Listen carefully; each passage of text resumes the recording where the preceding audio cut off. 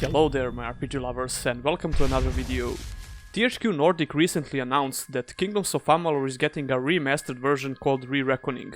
The release date is August 11th and it's coming on PC, PS4 and Xbox One. Two big DLCs, Teeth of Narrows and Legend of Dead Kell, are included in the remastered version, and the game will have improved visuals, which was to be expected, and refined gameplay, which is really interesting. You might think that this announcement came out of nowhere, but it actually didn't. Ever since THQ Nordic acquired this IP, a lot of people were wondering what they're going to do with it. THQ Nordic doesn't just randomly buy IPs, they usually have something to announce shortly after that. After they bought Piranha Bytes, they announced the remake of Gothic, which came as a big surprise actually. Before that, they released two new expansion packs for Titan Quest, a 14-year-old Diablo-like action RPG. They also ported this game to all current-gen consoles, so it seems like THQ Nordic always has a clear vision for their IPs. When it comes to Kingdoms of Amalur, I actually made one video last year where I discussed the future of this IP, and I kinda predicted this to happen. One of the possibilities would be to release an enhanced edition of Kingdoms of Amalur and port it to current-gen consoles, but what's maybe? However, what I didn't expect to hear is refined gameplay. This can mean a lot of things and we don't know the actual details, but if we take a closer look at the gameplay of the original game, we can get a pretty good idea of what needs to be addressed. Even though Kingdoms of Amalur had a great action combat system, it lacked a couple of things to be truly amazing. In my opinion, the biggest problem with the gameplay was the lack of challenge, even on the hardest difficulty.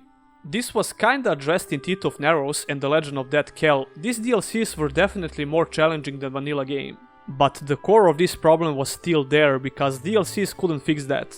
It was still really easy to pause the game and use a bunch of health potions, Reckoning mode was still ridiculously OP, area-based level scaling was still a big problem, just to name a few things. Area-based level scaling is probably the biggest problem, and I really hope that THQ Nordic will do something about this. If you don't know what this means, Kingdoms of Amalur features an area level cap for enemies, which will permanently lock the enemies in a certain area according to the player's level when he first enters. So, for example, an area that has an area level range of 2 to 12 will never have enemies lower than level 2 or higher than level 12.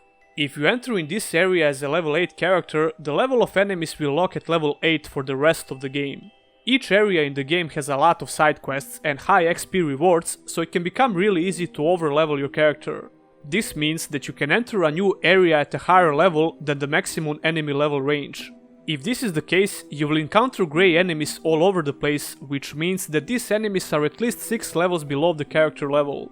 You can just blast through the area with no challenge at all, and what's even more frustrating, all the gear that you're going to find will be useless. There are some exceptions to this. Dungeons will usually have their own level range with a higher upper range than the surrounding area, and faction quests are functioning similar to this. You will need to follow some complicated guides in order to completely avoid overleveling and have a constant challenge in the game. You can do that if you wish, but it makes the game a lot more linear. And you would purposely need to handicap yourself in more than a couple of ways in order to keep the game challenging. I truly hope that this will be addressed in Re-Reckoning, because I think that most people would agree that this is the biggest problem with the gameplay.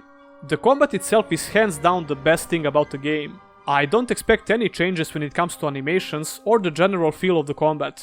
I made a video about this combat system a while ago, and I named it RPG with the smoothest combat system. I still stand by that. The combat in Kingdoms of Amalur feels really smooth, no matter how you decide to play it. The only thing that's missing is the ability to jump, but I'm pretty sure we won't be able to jump in the remastered version as well, so don't get your hopes up. Like I said, I don't see any major issues with the combat itself, but things that are under the hood of this combat system could be tweaked a bit. They could tweak some things when it comes to different stats to make it more balanced. I definitely wouldn't want to see enemies with bloated health as the way to make the game more challenging.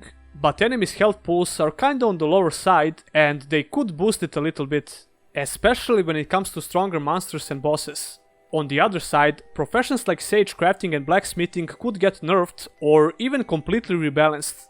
You can make some crazy overpowered gear by combining these professions, which will make every piece of gear that you find obsolete.